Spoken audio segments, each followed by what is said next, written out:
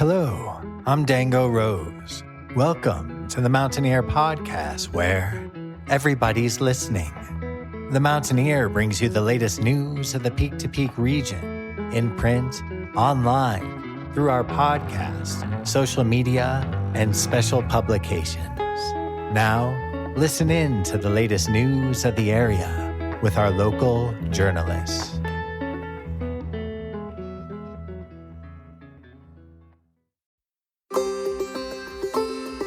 Hello, I'm Dango Rose, and this is the Mountaineer Podcast, where everybody's listening. And I'm Cynthia Davis. In this week's episode, we revisit a past interview with George Blevins. George is a longtime resident of the mountains, former editorial cartoonist with the Mountaineer, and creator of the Nederland-inspired comic strip Cabin Fever. We hear this week's music mentions from Jamie Lammers, plus an interview with Colorado's favorite Latin rock ska fusion band, Los Cheesies. And for our final story, Dango interviews Ryan Blackwell with Boogie Records. He's going to tell us a little bit about the Rocky Mountain Record Show coming up in Denver, and we'll talk about what it's like selling vinyl at 8,236 feet above sea level. But first, some news from your neighborhood. The Mountaineer is hiring a marketing coordinator and advertising salesperson.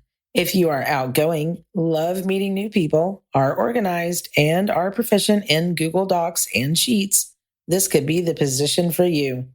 Email info@themountaineer.com for more information. The Gilpin County Community Center will host the annual Daddy-Daughter Dance February 11th. Bring your dancing shoes and swimming suits for a fun night out on the town.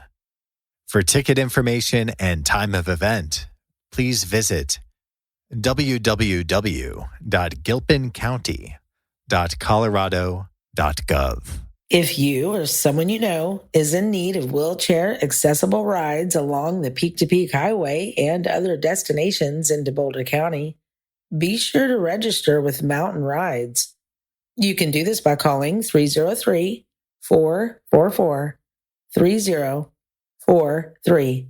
You can also go online at p2phs.org.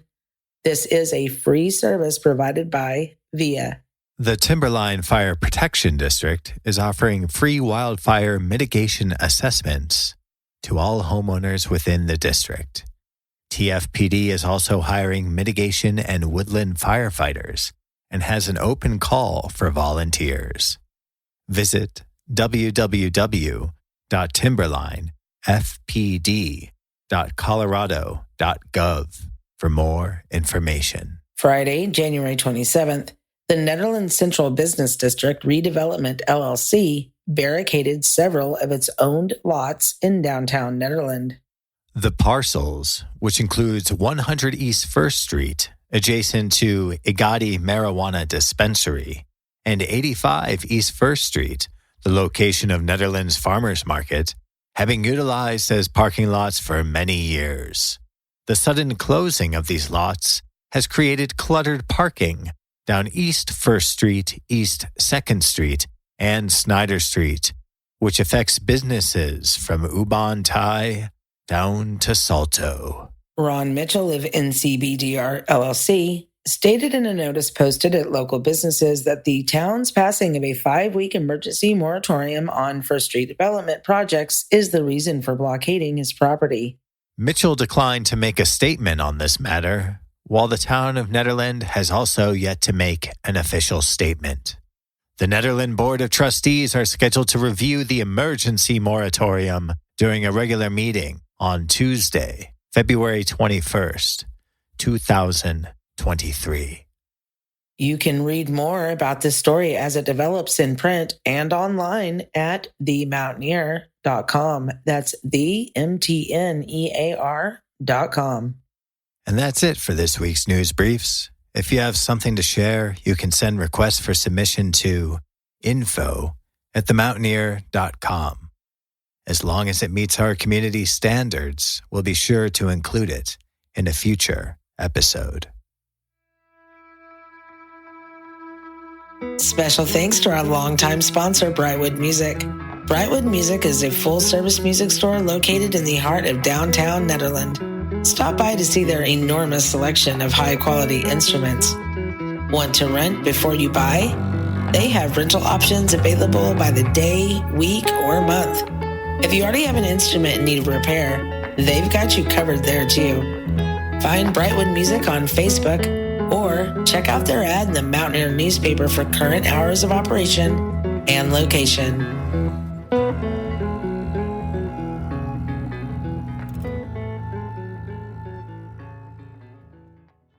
For our lead story, we're going to play a segment we did with George in early 2021.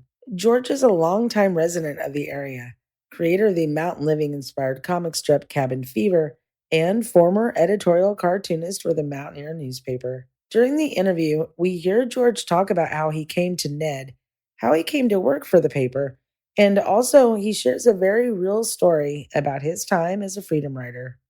My name is George Blevins. I live in mid-Gilpin County, Colorado. I, for many years, lived in Nederland, Colorado, and I worked for the Mountaineer newspaper there as a cartoonist. And I've also worked for some years as a librarian at the Gilpin County Public Library. And what was it like being a cartoonist in those days? Well, I started in the early 80s. About 82, 83, 84 at the latest. I moved there in 81. I admired the newspaper an awful lot. Now, it was started by Kay Turnbaugh, and she obviously knew how to run a newspaper and had a good ethic. It turned out, in fact, that her mother had taught journalism for years, and so she grew up with the ethic, I guess.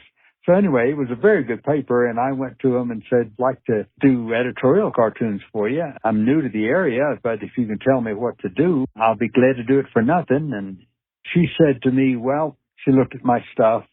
I had a whole bunch of cartoons and drawings and stuff I took her, and she said, sure, we'd be glad to, but two things. One, we'll just tell you what stories we're doing and what's going on in this week's issue, and you have to think up your own ideas. And I said, sure, yeah, that's kind of what I'd figured. And then she said, you can't work for free. And I said, well, yeah, you drive a hard bargain, but I took $10 a week to start. And yeah, and so I kept going. I just kept going with that. And after a few years of that, I took her a comic strip that I had in mind to do and said, I'd like to throw this into the mix. So I began to do a comic strip called Cabin Fever, and that's how that all began. I don't know, I liked it a lot. I moved there with my third wife, who had been out, stayed in or near Nederland with a girlfriend of hers, came back and said, we've got to move to Colorado and live up in the mountains. Wouldn't want to live in Nederland itself, she said, it's a dump. And of course, we did wind up living there. I didn't have any objection. I said, sure, let's go. And off we went. And I imagine people still complain about flatlanders moving in, but somebody had to populate the place. I loved it. I always felt good about it, and I still feel it doesn't seem to have changed all that much, you know. I'm sure it's grown, but it's not exploded any more than the rest of the Front Range has.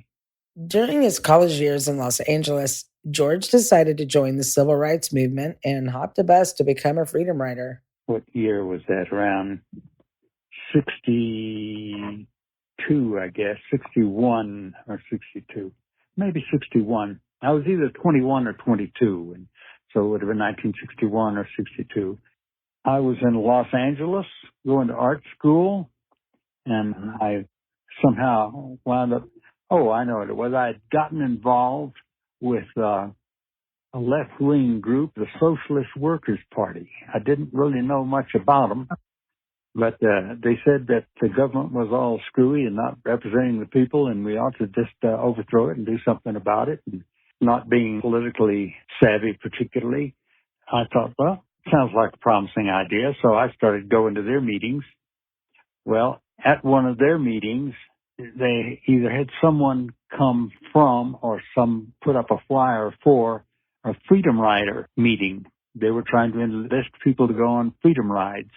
They had by that time begun. I didn't go on the initial freedom rides, but the people who did made national headlines, and they were trying to get more people to go.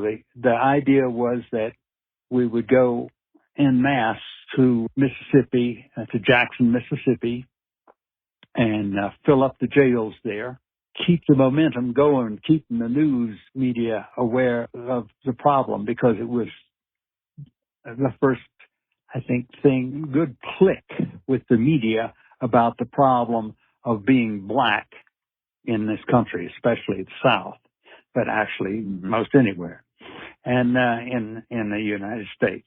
It sounded like a noble thing to do, and also a good way to skip class, and who could criticize me,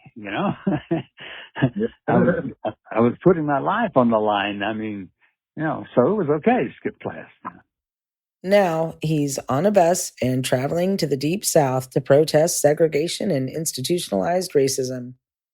I was more convinced of my own personal courage then. Later on, after I went down, and we went down on the train and rode the train into Jackson. It was all arranged. The press was there to report, and the Jackson City Police were there to arrest us without incident, because they didn't want the bad press. So they weren't standing there waiting to beat us up. That was how they had made the press to begin with, was a mob beating up a busload of racially mixed folk. So they just hustled us over to the city jail and put us in lockup. What the state of Mississippi had done in the meantime was to change the law so that what we were guilty of was no longer a misdemeanor. We had a leader of the group when we got off the train. Our elected leader, the person we had decided to do, she went up. A cop came up and said, "Who's in charge of this group?" She stepped forward.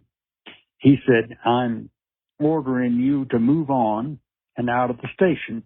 She said, "No, we have a perfect right to be here." They arrested us then for breach of the peace, which was refusing to obey the commandment of a police officer. And they had held a special session of the state legislature and made that a felony.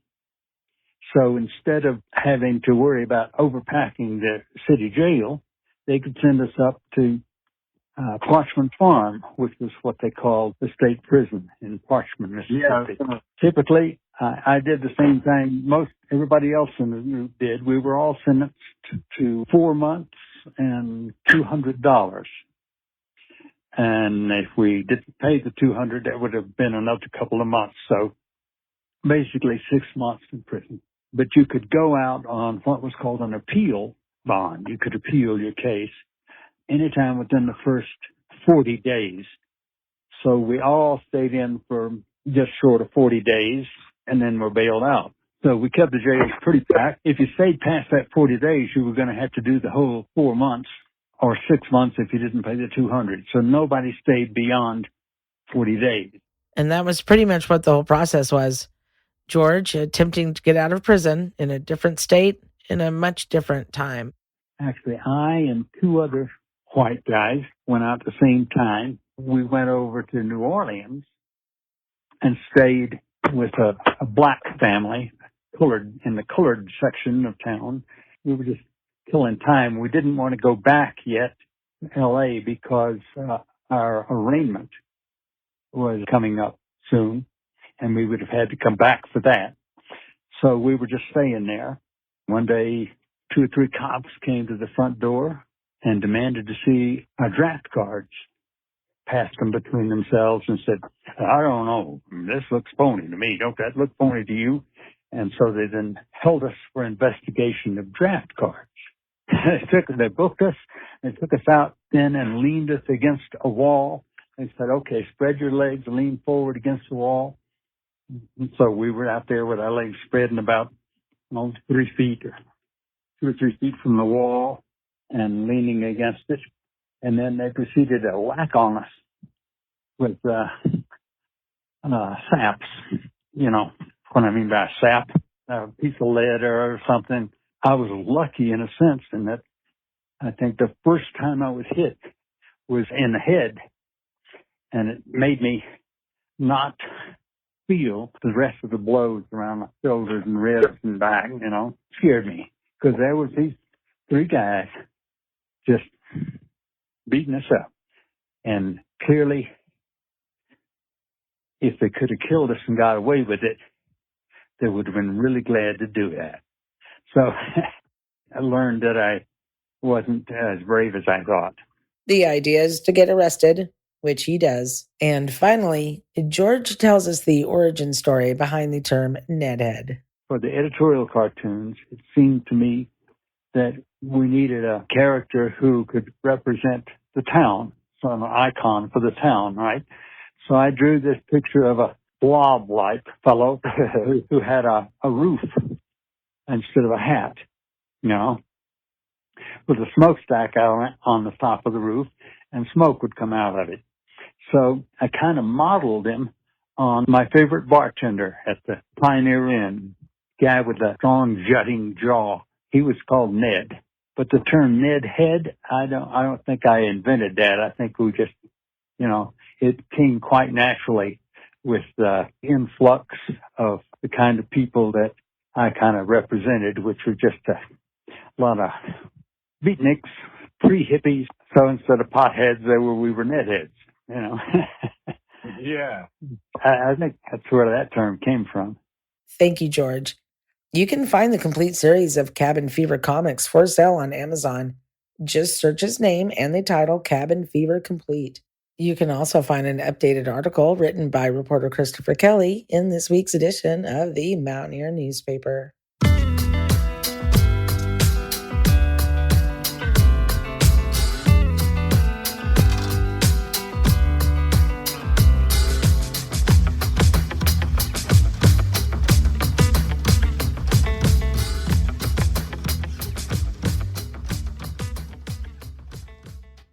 Now we go to correspondent Jamie Lammers, who will be delivering this week's Music Mentions.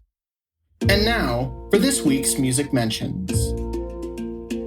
Head to Busey Brews, located on 70 East 1st Street in Nederland on Sunday, February 12th at 2 p.m. to see Laura and Bill of the Gale performing live.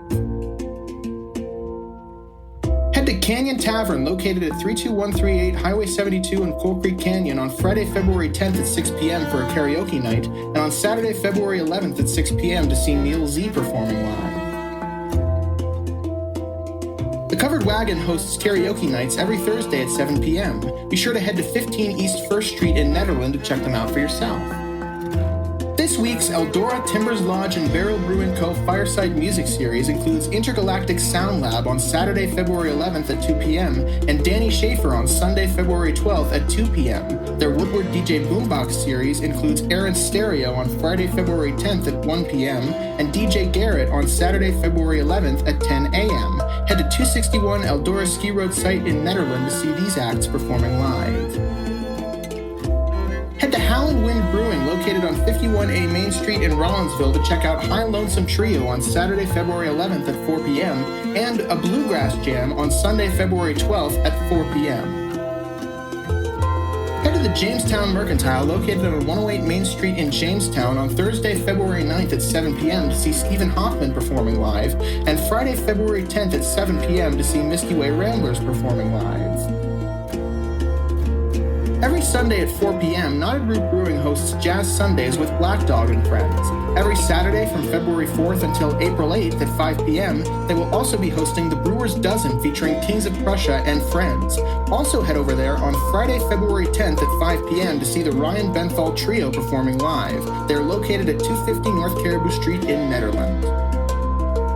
Ned's Cafe hosts a Damn Jam every Thursday at 10 p.m. and a karaoke night every Sunday at 7 p.m. Head over to 121 North Jefferson Street in Nederland to check them out for yourself. And finally, head to Very Nice Brewing Company, located at 20 East Lakeview Drive, number 112 in Nederland, to check out Stone Hall performing on Saturday, February 11th at 5 p.m. miss your business or performance? Want to submit your music listing in the Peak Peak area? Do you have updates to your business or to your performances? Please call 303-810-5409 or email info@themountaineer.com to be included in the next print edition and the next podcast of The Mountain Ear.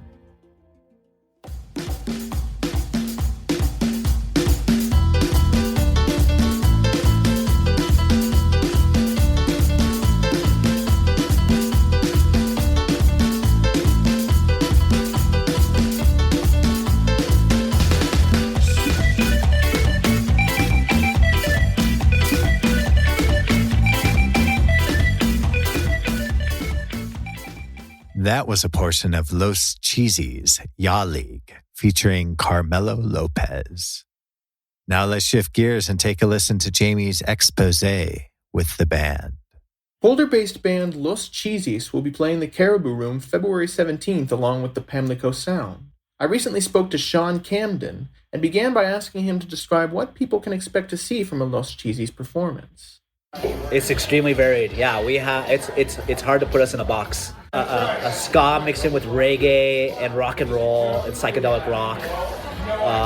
You'll hear a rock with cumbia.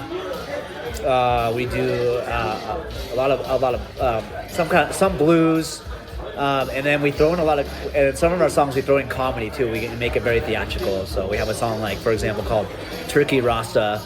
It's about our love for turkey and reggae. There's just like nothing that we won't do, honestly, as far as styles. Like, there's not like, we won't say, oh, we can't do punk because we're not a punk band. We'll do anything we want because we're Los Cheesies. There's no limits.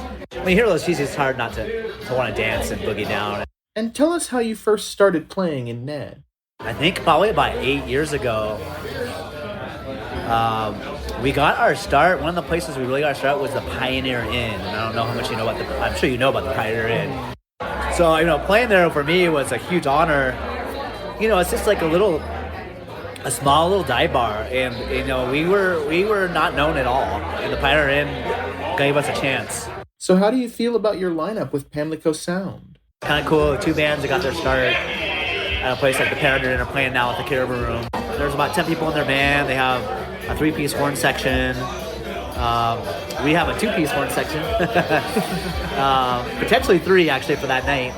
And so I think it's really cool to put together 2 high-energy party bands. Caribou Room, they put a lot of heart and soul into making that place sound incredible.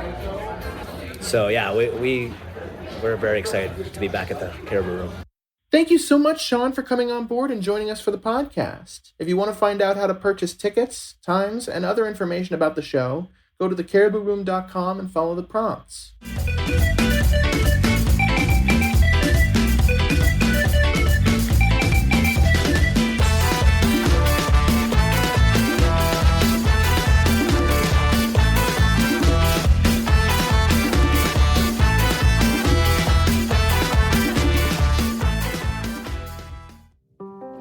Do you own a restaurant or food truck? How about a catering company or cafe? Send us your culinary information by February 15th to be included in the spring edition of Taste of the Peaks.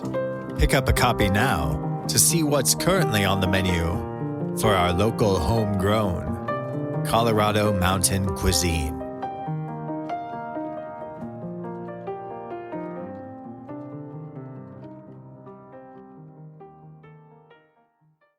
And for our last interview, Dango speaks with Ryan Blackwell of Boogie Records. Let's listen in. So Ryan, tell us a little bit about what you did before opening a record store in Nederland. Well, my background, before I opened up my store, I taught biology, specifically anatomy and physiology at Front Range Community College for 6 years and for another 6 years up in Seattle. And before that, I was a cancer research scientist right out of college for a little over 10 years. So yeah, my background is mostly, in biology. And I made you could say I retired in my late 40s and changed directions, completely and fulfilled this dream of mine of running a record store, And so how long had you been collecting records before opening the store? I had only been collecting records for about 5 years before I opened my store, and really aggressively the 2 years before I opened my store. So it was kind of slow at first. When I opened my store, I think I had about 700 records at home. So I have more than that now. And I sold a lot of them when I first opened. But yeah, the short answer is, I'd been collecting records myself for about 5 years.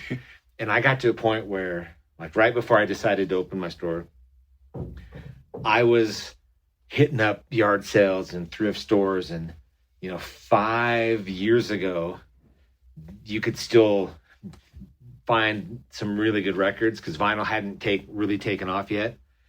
But I remember on several occasions driving down to Denver, like Saturday morning at 8 a.m. to be first in line at this estate sale or this big yard sale that advertised records. And there was a thrift store, several thrift stores down in Boulder and one out in Lafayette. Oh, you could go in there and find just incredible records for really cheap.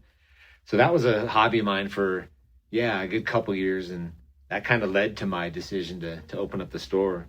And so you've been in business for about 4 years now, is that right? My 4-year anniversary is coming up next month, and it just happens to be the same weekend as the Netter Days Festival. So to celebrate my 4-year anniversary, everything in the store will be 20% off. Everything in the store. And I'll be raffling off a brand new turntable, and there'll probably be some like t-shirt giveaways, etc. So the Rocky Mountain Record Show is coming up soon in Denver. Can you tell us a little bit more about that? The Rocky Mountain Record Show, it's probably the biggest record show in the whole like Denver metro area. And it's fairly new. I think this is their second year. And I went to their inaugural show, which was at a different venue. And it was thousands of people coming by, buying records. And I sold a lot of records at this event. But what's cool is they have a big, a room full of posters, like concert posters for sale. But it's mostly this huge warehouse with, there's over 50 vendors. Damn. Almost all are going to be my size or bigger. But it is literally thousands of people, like 100,000 records as a record consumer. It's just, there's records of all price ranges, and you'll find some of the coolest gems. And I plan on not only selling a bunch of records, but also buying a bunch of records at the store. Do you have anything special that you're planning to bring this year? I just today ordered up 1,000 stickers with my astronaut design, mostly for it. But I'm going to have two. You basically buy a table. And this time it's 2 days. This is the first time they're doing it Saturday and Sunday. I'll have approximately, I'm going to bring about 20 crates of records. Adds up to about 1,000. I'm going to bring about 1,000 records. Thanks so much, Ryan. Dig the enthusiasm on all things vinyl. Be sure to stop by and shop at Boogie Records, located in downtown Nederland, on the second floor of the Caribou Village Shopping Center. To find out how to attend the Rocky Mountain Record Show, taking place in Denver, February 18th and 19th, go online to redlineart.org and then follow the events tab for more details.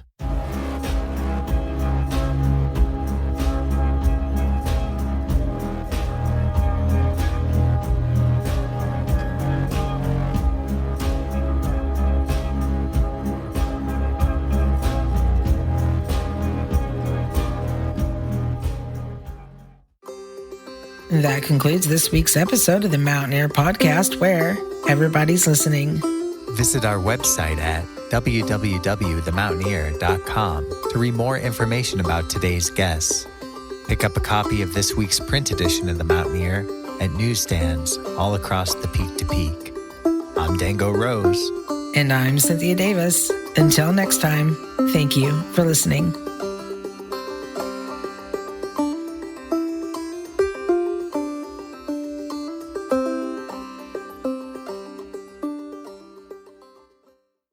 up here in the mountains, things are weird. And that's it for our show. Subscribe online to get more access to more news, weekly updates to our community calendar, and a link to our YouTube channel by visiting themountaineer.com. Be sure to use the coupon code PODCAST when subscribing for a 10% discount, only available to our listeners. If you are in the local Peak-to-Peak area, be sure to pick up a print edition of The Mountaineer at a local business. I'm Dango Rose. Thank you for listening.